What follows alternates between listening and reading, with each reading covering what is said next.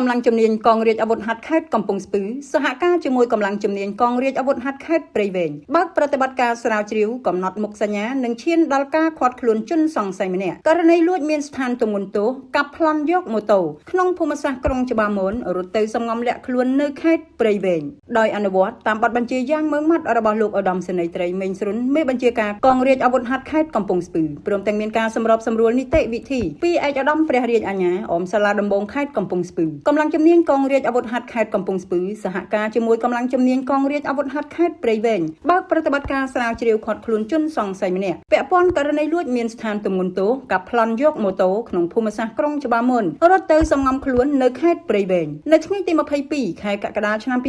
2026ការិយាល័យព្រហ្មទណ្ឌបានទទួលជនសង្ស័យចំនួនម្នាក់និងវត្ថុតាងពីអង្គភាពនគរបាលយុត្តិធម៌ពាក់ព័ន្ធករណីលួចមានស្ថានទម្ងន់ទោសកាប់ប្លន់ម៉ូតូដែលបានប្រព្រឹត្តកាលពីវេលាម៉ោង21:40នាទីនាថ្ងៃទី14ខែកក្កដាឆ្នាំ2026ស្ថិតនៅចំណុចភូមិពងរសង្កាត់កណ្ដាលដុំក្រុងច្បារមនខេត្តកំពង់ស្ពឺភ្លាមៗនោះជនរងគ្រោះបានទូរស័ព្ទមកប្តឹងដើម្បីសុំកិច្ចអន្តរាគមន៍ពីកម្លាំងកងរាជអាវុធហត្ថខេត្តកំពង់ស្ពឺតាមលេខទូរស័ព្ទអន្តរាគមន៍សង្គ្រោះបន្ទាន់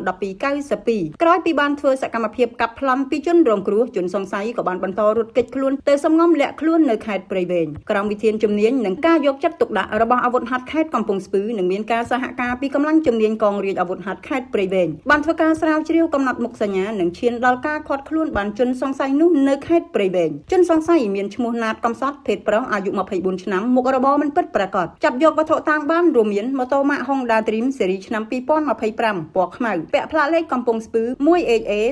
4671ចំនួន1គ្រឿងទូរស័ព្ទដៃម៉ាក Oppo ពណ៌ក្រហមចំនួន1គ្រឿងកាំភ្លើងដៃកេះចំនួន1ដើមជំពាមចំនួន1ដើមនិងគ្រាប់កង់ចំនួន1គ្រាប់បច្ចុប្បន្នជនសង្ស័យខាងលើរួមនឹងវត្ថុតាងត្រូវបានកម្លាំងជំនាញកងរាជអាវុធហត្ថខេត្តកំពង់ស្ពឺកសាងសំណុំរឿងបញ្ជូនទៅសាលាដំបងខេត្តកំពង់ស្ពឺដើម្បីចាត់ការតាមនីតិវិធី